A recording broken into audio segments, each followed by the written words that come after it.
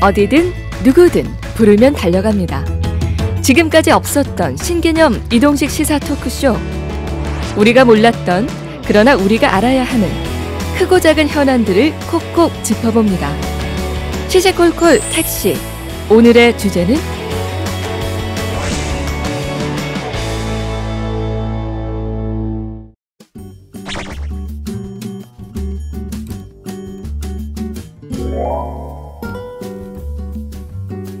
자, 시시콜콜 택시 오랜만에 야간 운행입니다. 맞아요. 예. 이렇게 좀 어두운 건 또 오랜만이잖아요. 그래요. 모두들 이제 집으로 돌아가고 또 돌아가고 있는 그런 시간인데, 우리가 오늘 이렇게 좀 늦게 나온 이유가 우리가 만날 손님이 택배 기사님이시잖아요. 맞아요. 근데 이분이 이 시간 외에는 너무 바빠서 시간을 못 낸다 하더라고요. 하루 종일 또 택배 배송하시느라고 너무 피곤하실 텐데도 이 시간에 좀 짬내서라도 꼭 전하실 거예요. 그러게요. 사실 우리가 늘 받기만 했던 것 같은데, 택배 기사님들의 이야기를 네. 어떤 이야기들이 있는지 우리가 한번 시시콜콜하게 들어봐야 될 것 네. 같아.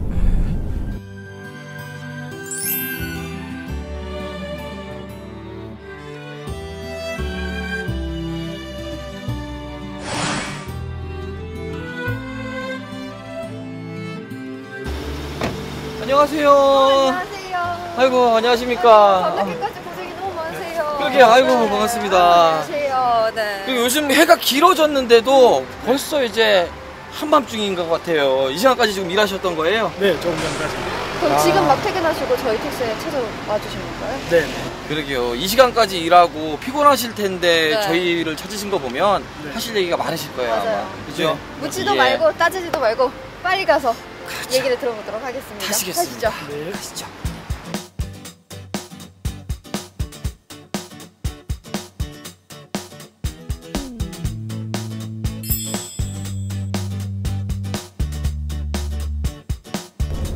하루 종일 운전하셨죠?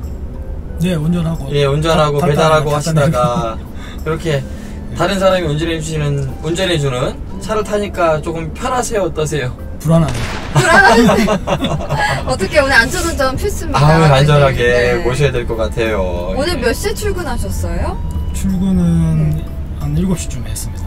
아침 7시부터 그럼 지금 저녁 8시, 9시가 다 돼가는 시간까지 일을 하신 거네요. 야, 아니 보통 하루에 몇 박스 정도, 몇 상자 정도 이렇게 배달하세요? 그러면?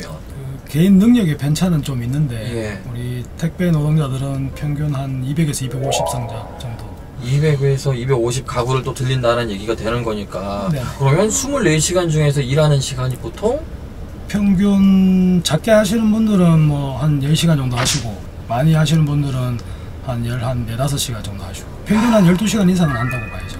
어휴. 그럼 일주일에 이렇게 몇 번 일을 하시는 거예요? 토요일까지 일하고 일요일 하루 쉬고 있죠. 주, 월, 화, 수, 목, 금, 토 6일에 그렇죠. 하루에 15시간씩 15시간. 근무를 하시니까 이 노동 강도가 어마어마한 맞아요. 거예요. 네. 사실은.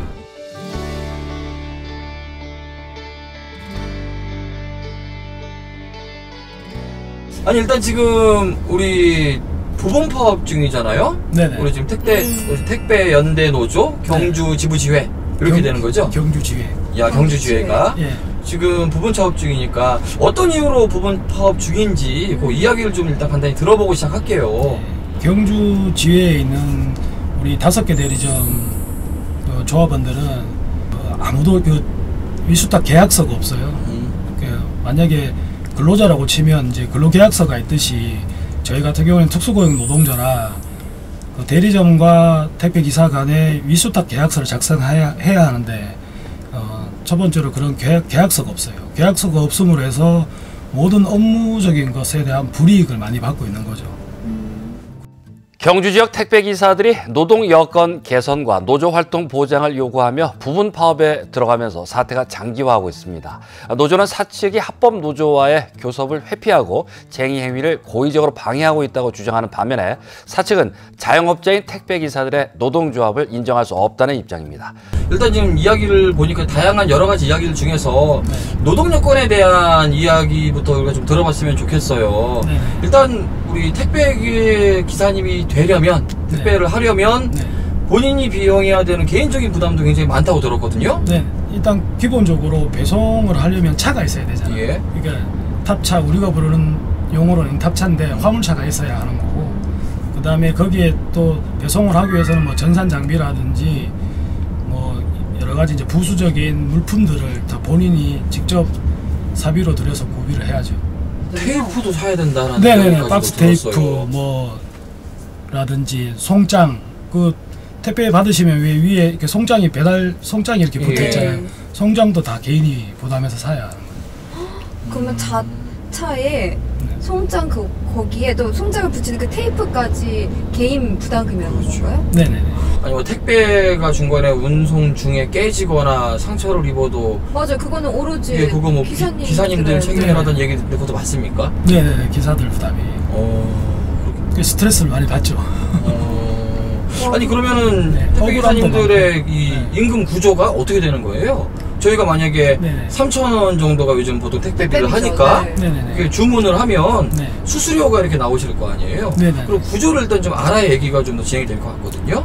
평균적으로 네. 우리 택배 노동자들이 기본적으로 받는 수수료가 한 700원에서 800원 정도로 나와요. 한 한 건당 건당. 이제 네네. 된다는 얘기죠. 네. 근데 이 수수료는 지금 맞아요. 택배 시장이 굉장히 커졌잖아요. 네네. 좀 수수료 포인트가 좀 올라가고 인상이 되고 있는 건가요? 어떤가요? 제가 알기로는 제가 하는 동안에도 한 번도 수수료는 오른 적 없고요. 그리고 한 10몇 년 동안 수수료는 한 번도 올라간 적이 없다고들 많이 말씀하시죠. 오래 하신 분들은. 소위 말해서 일할 맛 안 나겠네요. 그렇죠. 지금 물가는 계속 올라가는데 제가 8년 동안 택배에 종사하면서 물가는 계속 올라가잖아요. 기름값이라든지 생활 물가는 자꾸 네. 올라가는데 회사에서 주는 수수료는 올라가지 않았음에도 중간 과정에 있는 대리점 수수료는 오히려 더 올랐어요. 그러겠어요. 네, 대리점 수수료가 더 오름으로 해서 저희 수익은 더 떨어진 거죠. 그러니까 그 부분이 좀 네. 특이하지 않아요, 수민 씨? 네, 맞아요. 아니 그러면은 대리점이 수수료를 떼간다는 건 네. 대리점 내에서의 일이 있다는 건데 네. 대리점은 어떤 역할을 하는 거죠? 거의 택배 기사가 배송, 집하 이 업무만 하는 게 아니고 네. 사무 업무도 조금 들어가거든요. 네. 고객센터에 응대해야 되는 부분이라든지 아니면 물건을 배송을 갔는데 고객의 전화번호가 틀렸다든지 네. 고객이 장기간 부재라든지 이런 부분을 사무적으로 처리해야 되는 부분이잖아요. 근데 이제 택배기사 바쁘다 보면 그런 부분들을 조금 사무실에 이제 대리점에 위탁해서 처리하기도 하는데 네. 거의 대부분의 업무는 택배기사들이 하거든요. 조금 불편해도 저희가 그건 하면 돼요. 조금 시간 내서 좀 하면 되는 예. 거고 한데 오로지 이제 회사의 필요에 의해서 이를테면 100명의 기사가 있으면 본사가 100명을 다 개별적으로 관리하기는 힘들잖아요. 네. 그러므로 해서 대리점을 만약에 한 3개 정도 만들어 놓으면 이 3개 대리점 소장만 관리를 하면 되는 거니까 회사로서는 엄청 관리하기가 편해지죠. 그렇죠. 택배 회사 입장에서는 네. 기사들 관리가 확실해지니까 네. 또 본인들이 기사들이 어떻게 일을 하고 있는지를 제대로 그때그때 확인 가능하고 하니까 대리점 제도를 두는 거군요. 네. 근데 그 대리점들도 네. 보니까 대리점마다 수수료가 또 다르다고 맞아. 얘기가 있더라고요. 네, 각 그 대리점 상황에 따라 다르게 이렇게 책정이 되는데 그것 또한 우리 택배 노동자들은 맞지 않다고 보는 거죠. 같은 현장에서 같은 업무를 함에도 불구하고 어떤 대리점에 소속되어 있냐에 따라서 뭐 수수료가 차등이 생긴다는 건 불합리하다. 그래서 어느 정도 표준 계약서를 통해서 최저 수수료 가이드라인을 정하고 적어도 같은 지역에 있는 택배 기사들은 같은 적용을 받아야 되지 않냐는 게 저희의 주장인 거죠. 네, 그래서 그 내용을 보면 택배기사의 경우 지정된 구역 내에서 사측이 정한 배송 절차와 요금에 따라 지정된 화물을 배송하는 등 업무 내용이 사측에 의하여 지정되는 점, 특정 사용자에 전속되어 계속적으로 업무를 수행하는 점 등을 종합적으로 고려하여 노조법상 노동자에 해당한다고 판단했습니다. 그러면 우리 지금 연대노조 우리 노조에 계신 분들에게 기사님들에게 표준계약서 자체가 또 의미가 굉장히 있을 것 같아요. 네. 이게 왜 꼭 필요하다고 주장을 하고 만들어 달라고 요구를 하시는 걸까요? 그 택배 노동자들은 을도 아니고 병이에요. 회사가 갑이고 대리점이 을이고 저희는 병인 거예요. 그러니까 계약서상에 명확하게 업무의 규정을 주지 않으면 그냥 대리점 소장이나 회사가 이거는 해야 되는 업무입니다 하면 그게 그냥 법적으로 돼버리는 거예요. 우리 병인 택배 노동자들한테 그게 법이나 마찬가지인 거거든요.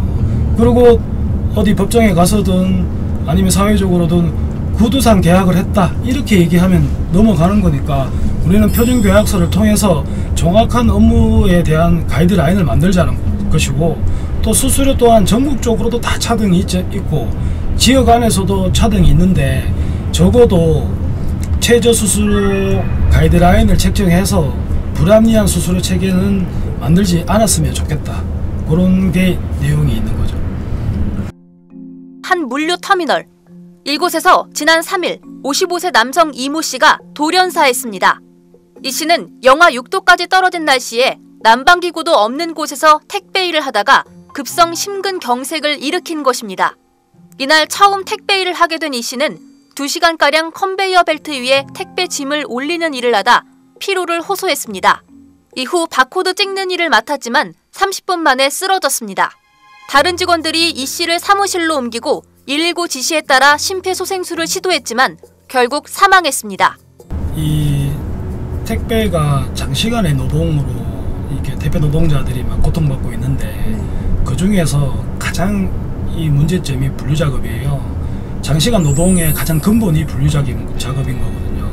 예전에 택배 산업이 이렇게 막 많이 발달되지 않았을 때는 통상적으로 한 2시간 정도 하면 분류 작업이 끝났어요. 네. 끝났는데 이 택배 산업이 연 한 10%씩 계속 이렇게 매년 성장하면서 물량이 늘어나잖아요. 각 지역별로. 그러면서 분류 작업 자체가 많게는 7시간, 8시간 해야 되는 경우도 생겨요. 아니 잠시만요. 네. 분류 작업을 기사님들이 직접 하세요? 네, 저희가 직접 하죠.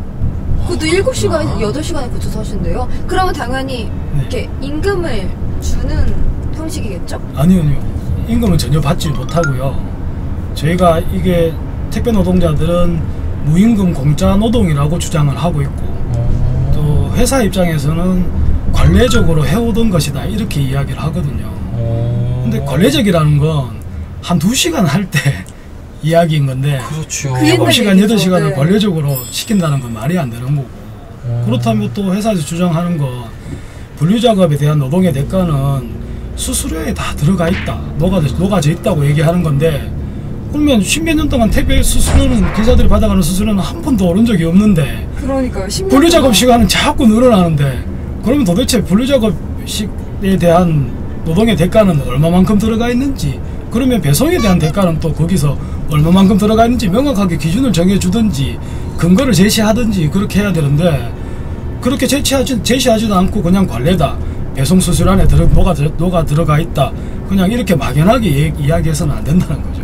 아니 7시간이 말이 7시간이죠? 그만 한나절을 다 분류 작업에만 쓰시겠네요, 하루에. 그 최고 심할 때는 명절이 성수기잖아요. 예. 그때는 오후 4시에 배송 출발을 해본 적도 있어요. 아침에 출근하셔서 오후 4시까지 분류 작업만 하고요? 네네네. 오후 4시부터 배송을 하는 거예요? 네네네. 그것도 계속 서서. 아, 저희는 당연히 네. 분류 작업을 하시는 분들은 또 따로 있는 줄 알았어요. 근데 저는- 그게 또 대리점의 역할이고 네. 그렇게 생각을 했었는데 아니었네요. 이미 다 나눠져 있는 상태에서 그냥 기사님들이 배송만 해주시는 줄 알았거든요. 그렇죠. 그렇게 되면 얼마나 좋겠어요. 그러다 보니까 이 택배가 늦게 도착을 할 수밖에 없는 상황이 되는 거고, 또 오후 시간에 배송이 되는 건가 봐요. 저는 사실 택배를 받는 입장에서 기다리잖아요. 택배 왜 이렇게 안 와? 이러면서 좀 오전에 왔으면 좋겠는데. 네, 그렇죠. 그래서 기사님한테 혹시 오전에 배송 가능할까요? 라고 문자도 넣고 한번 그랬었는데, 괜히 죄송해지네요. 그럼 지금 상황으로는 오전에 배송을 한다는 건 거의 힘든 상황이겠네요. 지금 현재 시스템으로는 오전에 배송하는 건 거의 힘들죠.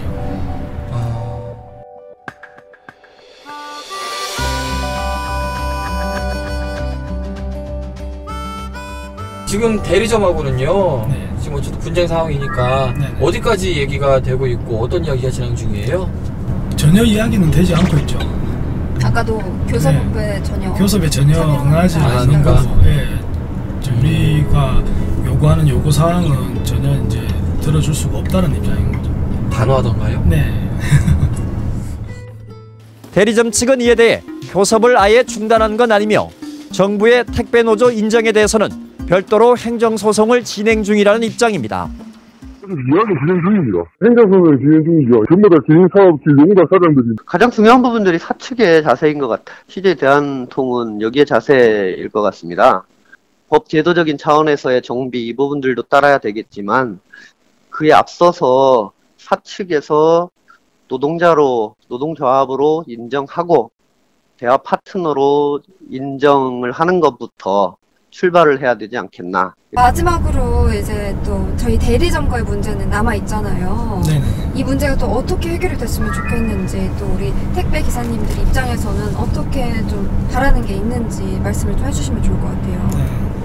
지금 이제 경주에서 부분 파업을 좀 하고 있는 중이긴 하지만 이제까지 장시간 노동과 또 계약서조차 존재하지 않는 상태에서 고용의 불안감을 가지고 일해오던 우리 택배 노동자들을 조금이라도 그런 마음을 이해해주고 교섭에 좀 성실하게 나와주시면 그런 것들이 택배 노동자에게 처우 개선이 우선이긴 하지만 처우 개선 이후에는 우리 고객들의 서비스의 질과도 관계가 있다라고 생각을 해요.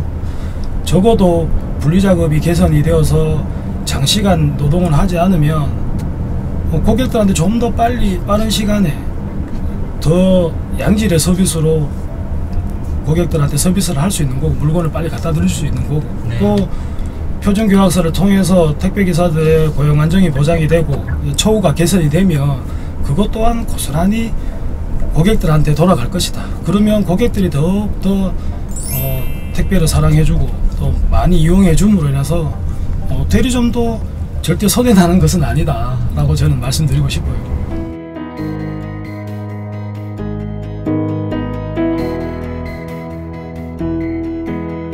워낙에 노동 강도가 높고 노동 시간이 기니까 퇴근 후에 자기 생활이 거의 없을 것 같은데 그 부분은 어떠세요? 평일에는 거의 일 마치고 집에 들어가면 잠만 자고 다시 나오는 격이죠. 그리고 일요일 하루 쉴 때는 거의 이제 바닥과 등이 붙어있는 수준. 어디 나가지를 못하죠. 체력을 회복을 해야 하니까 6일 동안. 가족들한테 제일 미안하겠네요. 네, 애기들한테 제일 미안하죠. 많이 못 놀아줘서. 만약에 문제가 잘 해결된다면 네. 좀 어떻게 지내고 싶으세요? 어떤 생활 제일 바라는 게 저녁이 있는 삶을 제일 바래요. 가족들과 같이 밥 한번 먹어보는 거, 저녁 식탁에 한번 앉아보는 거, 이게 아마 꿈인 사람이 대다수일 거예요. 아침 같이 먹고 저녁 같이 먹고 이런 게 몇 년 동안 수년 동안 못 해보신 분들이 아마 대다수일 겁니다. 우리 지회장님은 어떠세요? 가족들하고 한 달에 저녁 같이 먹는 시간, 저녁 먹고 아이들하고 좀 놀아주는 시간 며칠이나 되세요? 한 5손가락도 안 될 것 같아요. 한 달 내도요? 네. 놀아주지도 못하고 막내가 업어달라 그러면 예. 택배 기사들 고질병이 있어서 허리 아파서 못 업어줘. 아이고, 그때 제일 마음이 짠하죠. 마음이 제일 아프죠. 뭐라고 말씀하시는데요, 아이들한테는? 그렇게 못해줘도. 왜냐면 아이들은 그래도 아빠가 그리우니까 언제 오냐고 보채고 놀아달라고 조르고 할 거 아니에요. 근데 그 마음을 다 말로 표현은 못할 테니까 계속 이제 변명이죠. 일요일날 놀아줄게 그래놓고 일요일 하루 종일 잠만 자고. 아이고. 네. 그러니까 애기가 아직 이제 택배라는 업에 대해서 잘 모르니까. 그렇죠. 뭐 거꾸로 물어봐요. 아빠가 하는 일이 도대체 뭐냐고. 뭐길래 맨 집에 오면 잠만 자냐고. 그렇게 물어보죠 오히려. 아빠 우리 집에 놀러 오세요 이러는 거예요.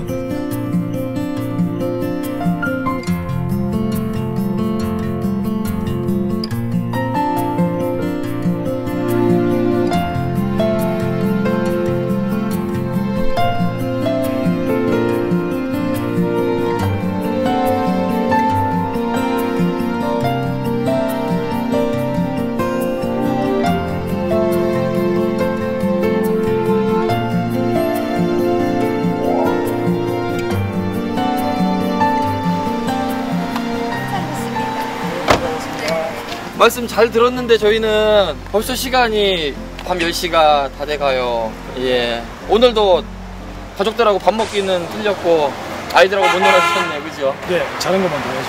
내일 또 몇 시에 나가세요? 7시. 아침 7시에. 아니 오늘은요 또 택시를 보내드리는 마음가짐이 좀 무거워요. 그러게요. 예. 아무쪼록 일이 좀 잘 해결됐으면 좋겠고 기사님이 또 애기들과 어린 친구들과 같이 즐겁게 놀 수 있는 날이 빨리 왔으면 좋겠습니다. 그래요. 예. 조금 힘드셔도요. 내일 아침에는 한 번 더 아이들 얼굴 보고 웃으시면서 출근했으면 좋겠습니다. 잘 될 겁니다. 예.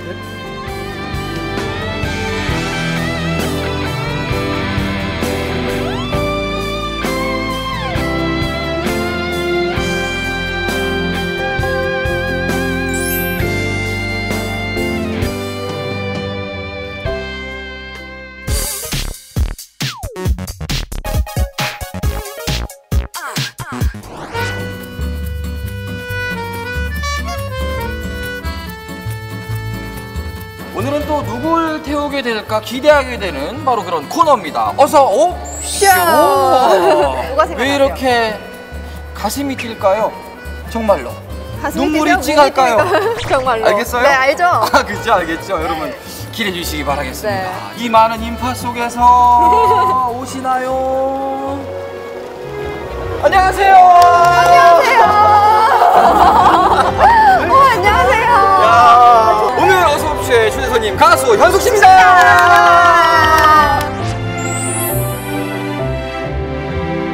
훌라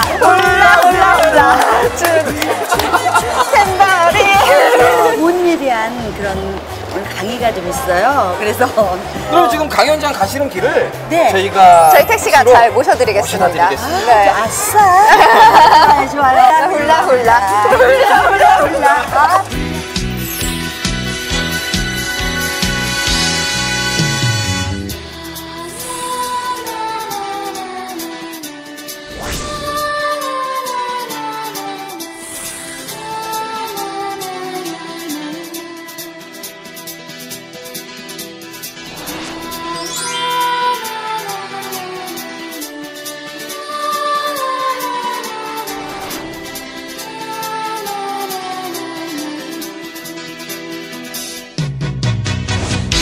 뚝딱 먹둥이에 기대선 포장마차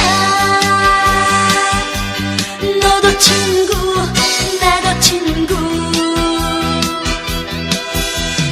가슴이 찡할까요 정말로 눈물이 핑돌까요 정말로 나는 아직 사랑이란 모르지만 나는 믿는 것은 그대뿐 그대 나를 얄밉다고 말만 하더니 오늘은 살며시 내 손 잡았네 오예 가슴이 찡하네요 정말로 눈물이 핑도네요 정말로 한 번쯤은 느껴보는 사랑인데 난 오늘 이럴까 그때 당시에 이 정말로가 나와서 15일 만에 이 노래가 히트가 돼가지고 그 해 MB 10대 가수 그 어려운 10대 가수 맞아요. 예 거기에 당당히 이름을 올렸죠. 네 이름을 올렸죠. 조용필 선배, 뭐 혜은이 언니, 뭐 등등.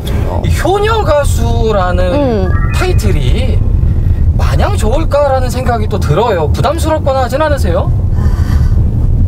어깨가 무거워요. 가슴이 무거워요. 지금은 더 잘 모시고 싶어도 저 잘할 수 있는데 남들은 효녀 가수라고 하잖아요. 네. 저는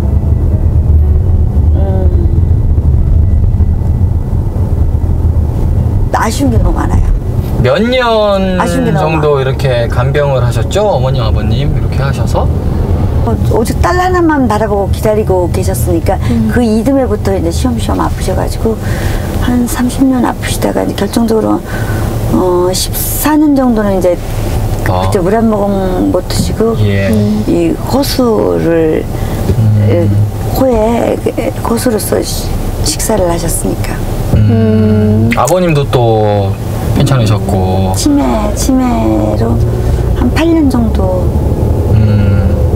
아니 그 간병인을 한 번도 안 썼다고 들었어요. 사실 활동을 하고 이러시다 보면은 이제 바쁘기 때문이라도 뭐 다른 선을 의지할 수밖에 없을 텐데 어떻게 그렇게 하실 수가 있어요? 그러게요. 보니까 그 가족의 스킨십, 가족이 함께 있으면 굉장히 눈빛이 맑아지시고 초롱초롱하시는데 가족이 옆에 없어 불안해하셔요. 그래서 그리고 또 내 부모를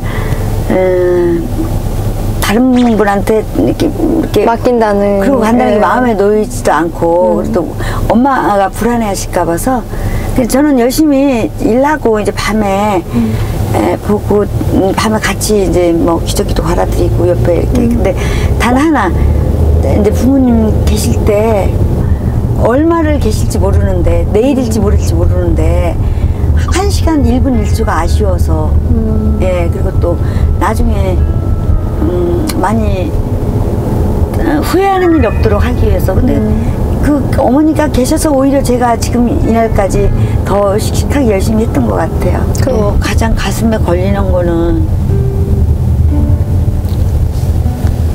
아빠가 치매이셨는데 밤새 안 주무셔요. 밤새 불켜 소리를 막 지르셔요. 아무것도 모르는 어린아이인데 저는 일을 나가야 되잖아요.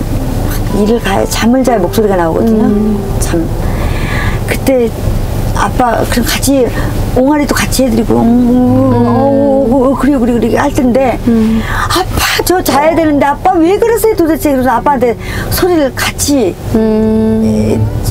질렀던 게 근데 그러면 이 치매한테 더 난폭해지거든요. 아 그래요? 예 그런데 그랬던 적이 너무 생각이 나 가끔 눈물이 나게 돼요. 지금도 내내 마음에 그래요. 그럴 때 눈물 많이 나요.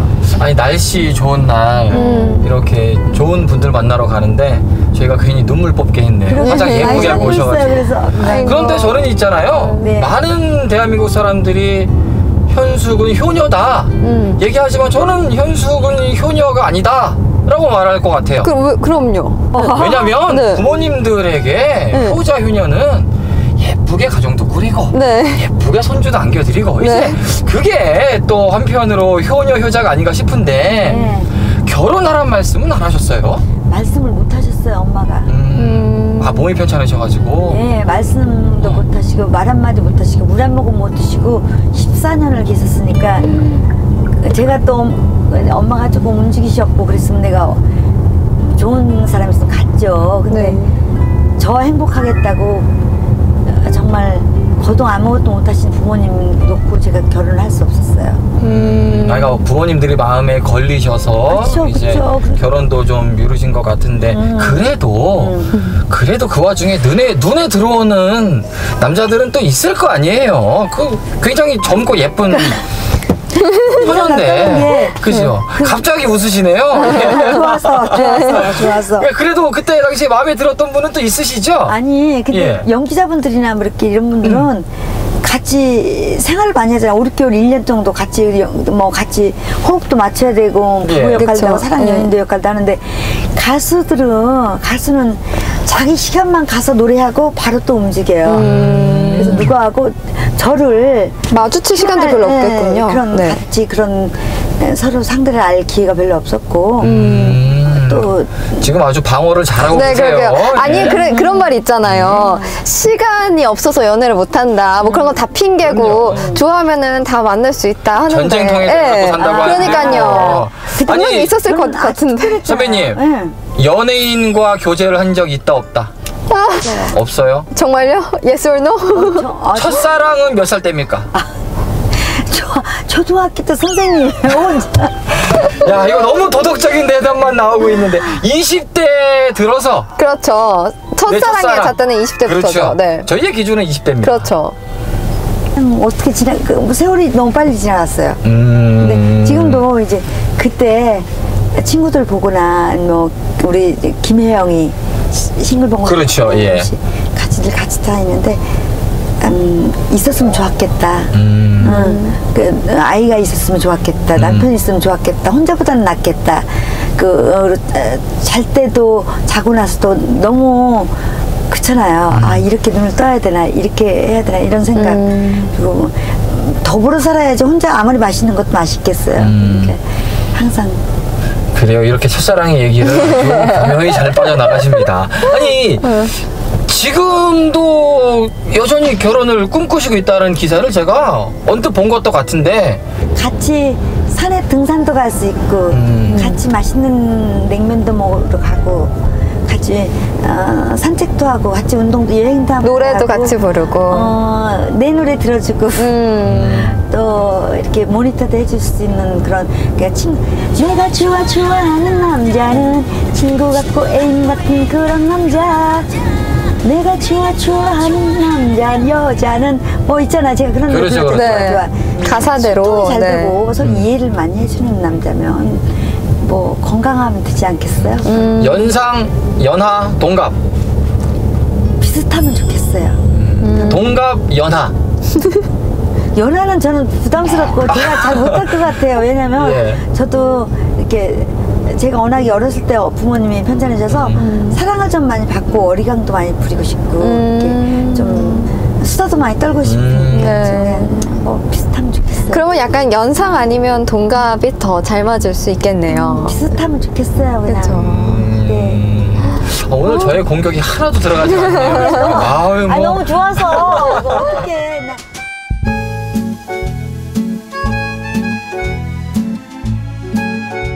포항 이렇게 다니시면은 곳곳이 눈에 익으신 데가 많으시겠어요, 그죠? 네, 많아요. 포항에 또 어디가 인상 깊으셨어요? 울릉도가 배로 탔어요. 제가 2005년도에 이동 모유 차량을 여기 경북 울릉도에 보내드렸거든요. 그거 전달식 하러 울릉도 배 타고 갔어요. 그래서 여기 어디 그 배 타는데 앞에서 아침 밥 먹고 갔었어요. 아니 그니까요 말씀이 나오셔서 이제 하는 말인데 그 이동 목욕 차량이 저는 그 정도의 이제 액수가 들 거라 생각을 못 했거든요. 어마어마하더라고요. 아니요, 효녀 가수일 뿐더러 그만큼 기부나 봉사활동도 정말 유명하시잖아요. 그렇죠. 저희 선배님께서. 현숙 씨가 올해는 울산시 울주군에 이동식 목욕 차량을 기증했습니다. 치매와 중풍에 걸린 부모님을 오랜 시간 극진히 간호했던 현숙 씨. 부모님이 돌아가신 뒤 봉사를 다니다가 거동이 불편한 어르신들을 위한 이동식 목욕 차량의 필요성을 느꼈다고 하는데요. 지난 2004년부터 시작된 기부 덕분에 벌써 이동식 목욕 차량 14대가 제주도와 울릉도, 연평도 등 전국 곳곳에서 운영 중입니다. 엄마 계실 때 엄마가 우리 아이를 많이 낳으셨어요. 그래서 16세, 15세, 17부터 아이를 낳으셨대요. 12남매 중에 11째잖아요. 11번째. 그래서 체격이 크셨어요. 목욕 시켜드릴 때 오늘 시켜드리면 또 다음에 시켜드리기 벌써 걱정이 되는 거예요. 왜냐면 이렇게 쪼그리고 앉아가지고 하면 한 일주일은 정말 아픈 거 알죠? 뒷다리. 그렇죠. 그렇죠. 그리고 저 아픈 건 괜찮겠지만 저희 엄마가 정말 조심조심 시켜드려도 눈에 물 들어가면 한 일주일 눈을 못 뜨시고 또 이불에 올려서 조심스럽게 끌려서 목욕을 시켜드렸는데도 여기저기 멍이 드셨고 그래가지고 근데 어느 날 봉사활동하러 갔는데 거기에 이런 목욕 차량이 있었어요.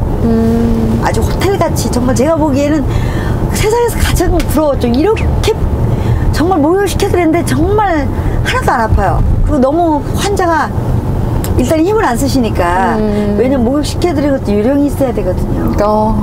이거를 우리 부모님한테 보태드렸던 거 많은 어르신들이 쓸 수 있게 이거 해드리자 해가지고 2004년도부터 시작을 했는데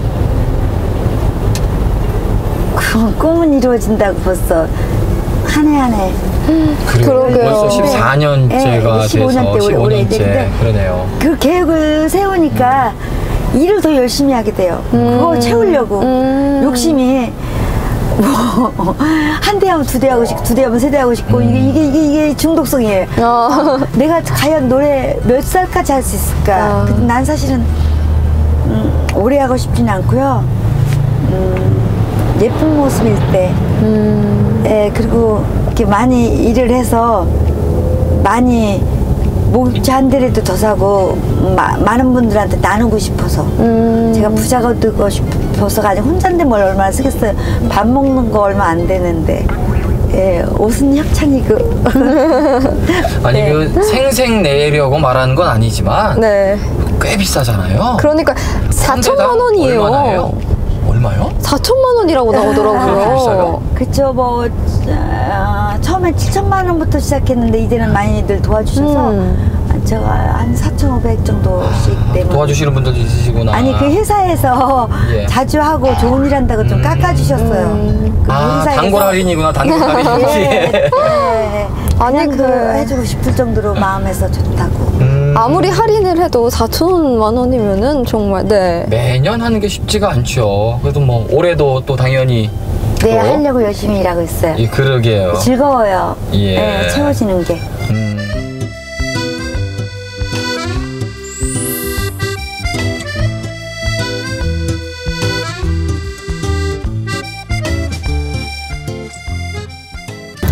자, 이제 오늘 강연장에 이제 거의 도착을 했습니다. 네. 오늘도 어쨌든 우리 시민들과 함께 좋은 시간 보내시고요. 네. 저희는 만나서 즐거웠고 맞아요. 감사했습니다.